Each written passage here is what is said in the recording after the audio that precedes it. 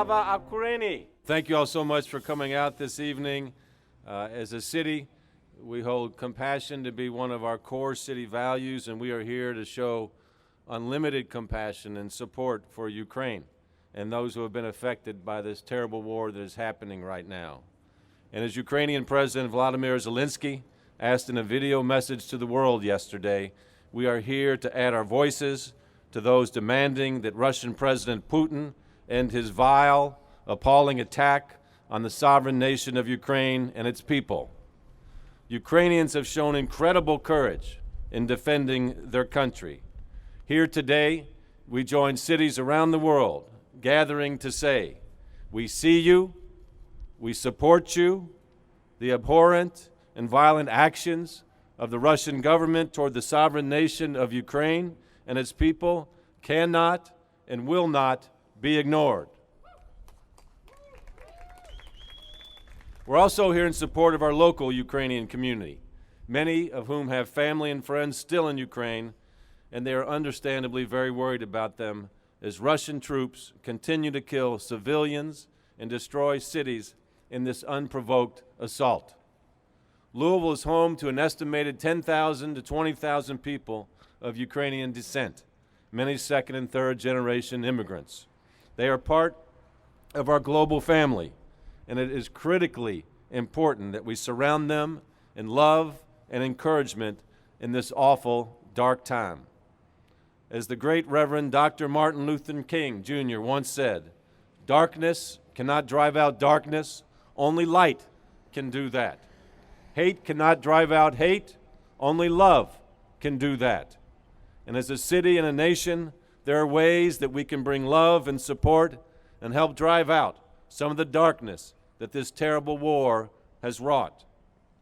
Through our Office for Globalization, we reached out to leaders of the local Ukrainian community for their guidance. We've created a Ukrainian task force to help us guide our ways to support them. And at Metro Hall, we are flying the Ukrainian flag proudly as a further symbol of our support. Thank you to the Office for Globalization staff. Kevin and Amos, thank you. And thank you to the members of the task force who are here with us today, all these good folks over here. Let's hear it for them. Thank you all very much for helping out. And as a member and the immediate past president of the United States Conference of Mayors, which represents over 400 United States mayors, I proudly voted to approve an emergency resolution in support of the Ukrainian people and the democratic values under assault by the Russian government. I and other mayors had a powerful, emotional virtual meeting with Kyiv Mayor Vitaly Klitschko and the Ukrainian ambassador to the United States, Oksana Markarova. And I stand with my peers and condemn the attempts to kill democracy, like the abduction of elected officials, such as the mayor of Melitopol and Dnipropetrovsk. Additionally, I sent a letter to the mayor of Perm, Russia. Now, Perm is one of our sister cities. And I asked him, and I condemned the acts of terrors happening in Ukraine, and asked him to do the same thing, and urged that we both use our mayoral platforms and our sister city relationships to share truth, promote peace, and fight for human values, not just in our own cities and countries, but throughout the world. And I believe, and we see, as the people of Russia understand what's going on in Ukraine, they are going to continue to protest against Putin in even greater numbers. So despite the atrocious acts of this Russian government, the work of diplomacy, people to people, through sister cities, is a powerful source of citizen diplomacy. At the local level, Louisville Metro has also launched a webpage, louisvilleky.gov/Ukraine, in response to the overwhelming desire to help members of our community. This page has a link to guidance from the Community Foundation of Louisville about how the people of Louisville or anywhere in the world can provide financial support to agencies providing humanitarian aid to Ukraine. And that aid is needed right now. Don't wait till next week or next month or next year. Do it in the next hour. This webpage also highlights trusted and credible organizations where people can volunteer in support of Ukraine.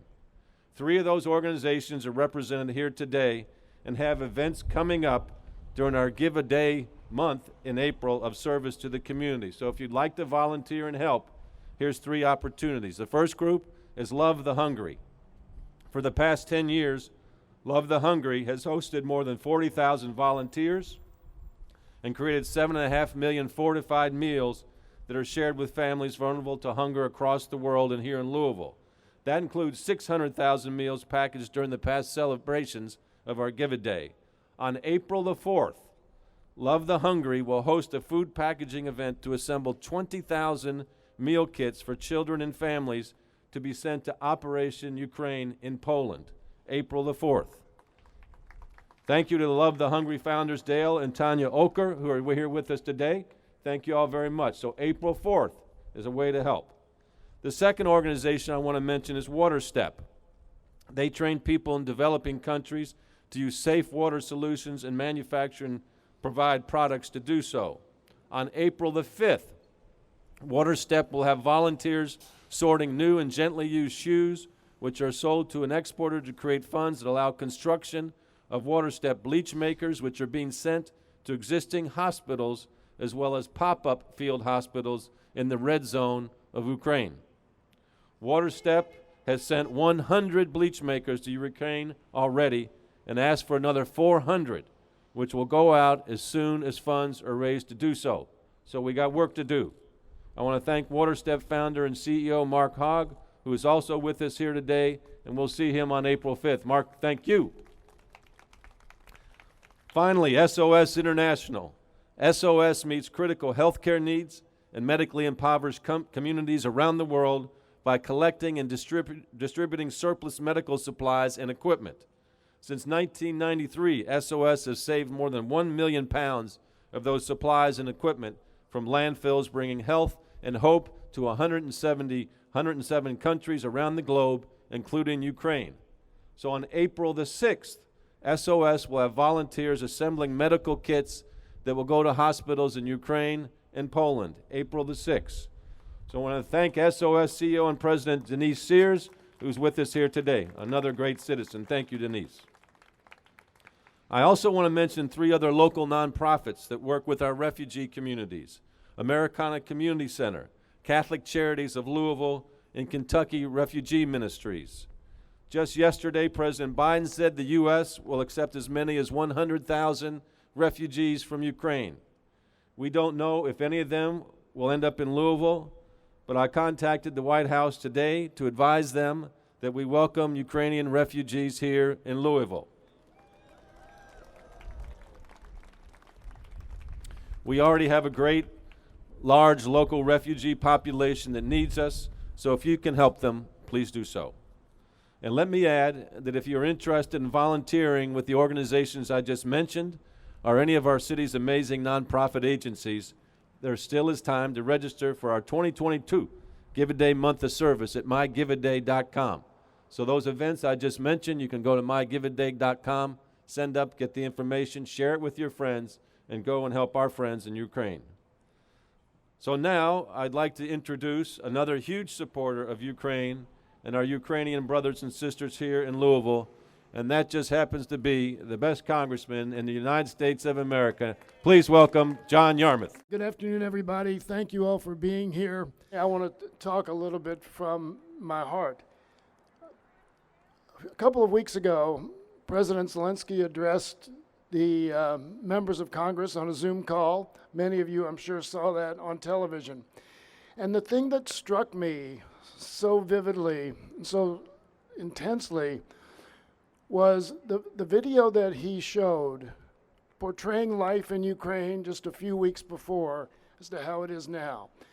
And as tragic and as painful as that was to watch, the thing that it brought home to me was how fragile freedoms are, how fragile democracies are, and how we need to constantly be at war with the forces that would undo freedom and democracy. I think, like all of you, I have been overwhelmed with the awe of watching the Ukrainian citizens battle for their freedom, battle for their country, for their homes, for their families, and dismayed by the insanity and the cruelty of the Russian invasion and of Vladimir Putin. And for several years now, I've been warning people in the United States about, that we have a real threat to democracy in our country. We need to push back upon all those people who want to eliminate many of the freedoms we have. And I'm not going to get partisan, but we had a president who thought he was above the law. Nothing more vividly demonstrates the dangers of that than what we're watching every day now in Russia and Ukraine. And when you think of, again, the senselessness of what is happening, the destruction of so much beauty, so much joy, and such a great country, that it becomes our battle, everyone's battle. And a lot of the coverage now is talking about how the war in Ukraine has unified the West. And that's true. It's unified NATO, it's unified the Western nations, but I think it's bigger than that. I think it's unified the free world. And we need, as part of that free world, to join in that fight. Ukraine is our fight, because it's the fight of free people everywhere. So thank you for being here. In Congress are doing what we can. Approved $14 billion 2 weeks ago in humanitarian and military assistance to Ukraine. The president just announced another $1 billion yesterday in humanitarian relief. As Greg mentioned, welcoming 100,000 Ukrainian refugees, and we will do more. And I will say, for the first time in a long time, Republicans and Democrats in Congress united on one thing, and that's the need, not just a moral need, a moral reason, but also a very selfish reason for helping Ukraine, and that's because freedom is everybody's battle. So thanks again for being here. This is one of many events that are important because they show how unified the free world is against what's going on in Ukraine and what the Russians are doing. So this is an important gathering, and I'm very, very proud that Louisville shows up to show our unity with the rest of the free world in fighting against what's happening there. So all praise to Ukraine and the Ukrainian people, and America is behind you 100%. Thank you. Natasha Reimer has really been a leader in this effort. She was the first lady we spoke to, a Ukrainian native, an executive director of Louisville nonprofit Mulberry International. She's been doing this work for a long time, and the work has never been more important. She's worked with Ukraine since 2015. Please welcome Natasha Reimer. Good evening. I'm Natasha Reimer. I'm a Ukrainian and director of Mulberry International, organization that has been working in eastern Ukraine since 2015, helping displaced and at-risk population, those that suffered from the war with Russia for the last 8 years. Our hub used to be in a city that not too many people knew until recently, Mariupol. Now, there's practically nothing left of it, about 80% of it destroyed. Our hub that has been there since 2015 is not working anymore. We had to evacuate most of our team and partners and friends out into Western Ukraine and Europe. But there is a small group of our team that's still in Mariupol. They are choosing to stay behind and choosing to be the light to those who are trapped, lost dwellings, loved ones, and all hope. Our teams are there. We don't have much contact with them. They occasionally could contact us once a week by a short phone call just to let us know that they're alive. There's no food, there's no electricity, heat, water, cellular connection. Most of the people are hunkered down in the basements, And that's where our team is, in a basement of a school. We hope and pray that they will be okay, that they will be able to help those that have lost everything. The rest of our team is in Western Ukraine, and they also are helping with everything they can. They're driving vans back to the cities in central Ukraine with humanitarian help to deliver food, blankets, medicine to those that have lost everything and had to flee their cities into to a safety. Then they drive back those vans full of people evacuated from those cities. Four members of our team have lost their lives by serving others. 4 guys from our team were delivering food on the streets of Mariupol a week ago. They were delivering life-saving water and food to those that were trapped and were hungry. And their car was shelled, and all 4 men lost their lives. Their women and children are staying behind, and they are in our prayers, and we are forever grateful for their sacrifice. There is probably a lot more stories of sacrifice like that, and I'm very honored to represent Ukraine and to represent all the Ukrainians that are fighting right now for their country, for their land, and for their freedom, and for those that sacrificing their lives, literally, for each other. Please continue to pray and turn your compassion into action that could help Ukrainians in their fight. First of all, I would like to thank our mayor and the task force for organizing this rally. I would also like to thank, I see a sign over there, Russians Against the War. Thank you so much for being here. Thank you so much for standing with Ukraine. Yeah. I would also like to welcome our brothers and sisters from Tigray, Ethiopia, who are here to support us today. Tigray, Ethiopia has been under siege for over a year by weapons provided by Russia. Their citizens are being killed with the weapons provided by Russia. We hear you. We see you. We stand with you. We share our mutual pain. I was born and raised in Ukraine, but have called myself a proud Louisvillian for about half of my life. As Mayor Fisher mentioned, there are many Ukrainians here, and we're grateful to Louisville for becoming our new home. But we all left a part of us in Ukraine. For some, it's just memories. But for many, it's very tangible. It's old friends, it's family, it's fields of sunflowers. And we're grieving. We're grieving because those we care about are being killed by Russian missiles and snipers. Our hometowns are being carpet bombed, and those who survived are being scattered around the world. We live in a state of sadness and anger, despair and anxiety, but also pride and hope. I have never felt more proud to be Ukrainian.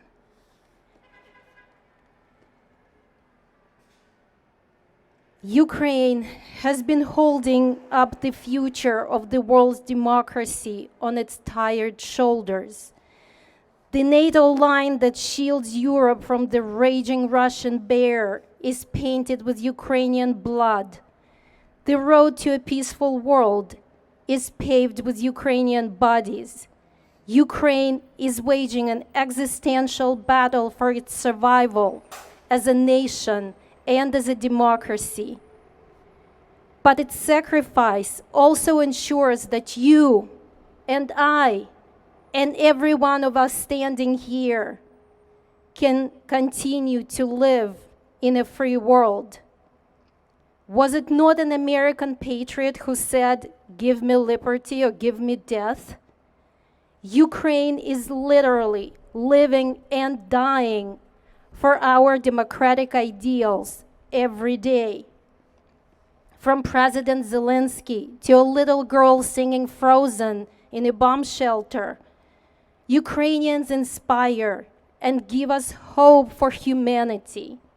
Ukraine will drive the mad bear into the ground, and out of its rotting bones, more sunflowers will grow. But to do that, we need the world's help.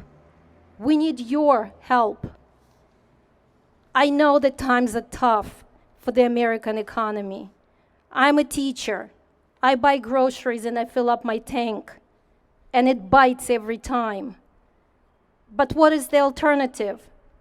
To let Russia devastate half of Europe? To turn our backs on Ukrainian children to be kidnapped or obliterated by Russia? No. Good people of Louisville will not stand for that. They will stand with Ukraine.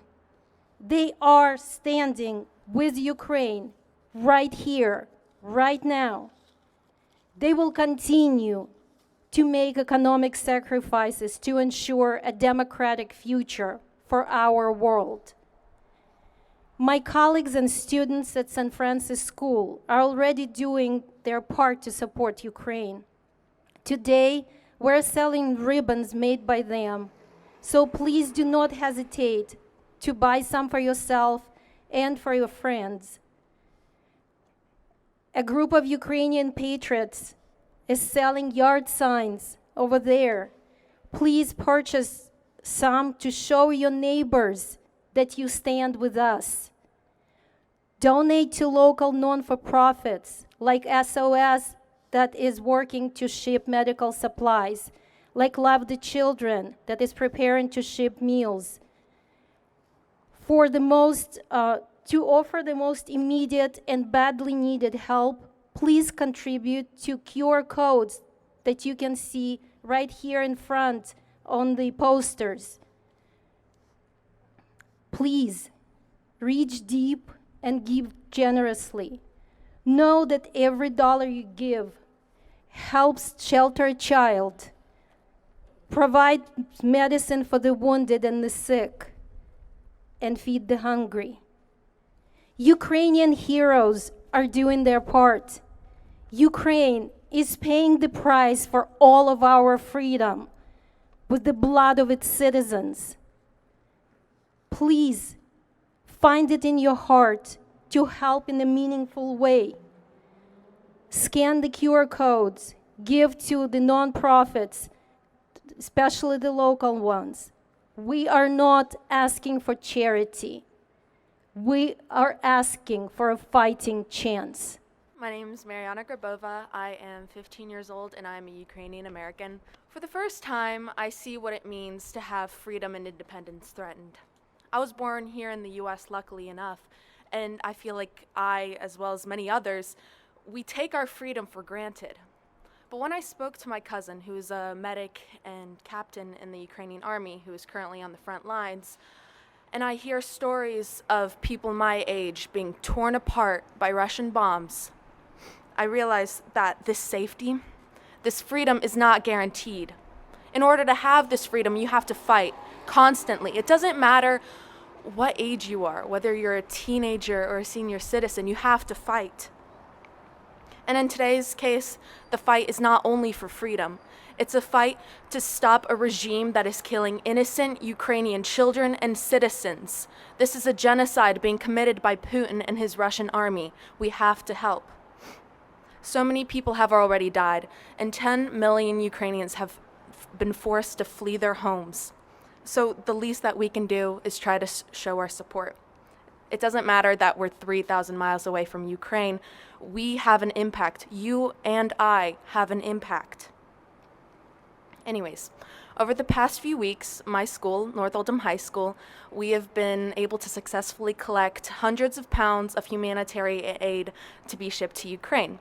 Additionally, with Love the Hungry, a few teenagers and I, we were able to pack over 20,000 meals to be shipped to Ukrainian citizens and children. We've also written letters to soldiers and to our representatives, and been loud on social media and communities. If a group of teenagers can do this, imagine what you can do with your experience, connections, and money. I'll tell you what. First, be loud. Be loud on social media, Facebook, Instagram, Twitter, whatever you have. Then write to your representatives. We've heard from congressmen that public pressure allowed the Biden administration to cut off Russian oil. So please, I beg of you, please be loud. Secondly, donate money to places who are already doing good work. Help Heroes of Ukraine is a fantastic organization, and I mean, if you ask, they will give you receipts of what they are actually buying. Also, Razum for Ukraine is providing supplies to the front lines, and there are several posters around you with QR codes if you would like to donate. And finally, follow our Instagram, Facebook, and Twitter accounts for the Office of Globalization and the Mayor's Office. We will be soon launching a Louisville initiative to collect necessary items that will be shipped to Ukraine to help innocent civilians and children. You know, in my history class, me and my peers, we asked, how could the world sit by and allow Hitler to do what he did? If we do nothing now, we have the same answer. Thank you. Well, everybody can leave here, can do something. And I know a lot of you all already have done something. But in crises like this, and we've got to dig deeper and do even more. You all are our leaders in the community for coming out here today, and so please spread the word. I pray that this atrocious war does not continue, but it could go on for quite some time. And we need to keep the strength to keep the fight up and stop this madman. So, in closing, I just want to say that we stand firmly with the people of Ukraine.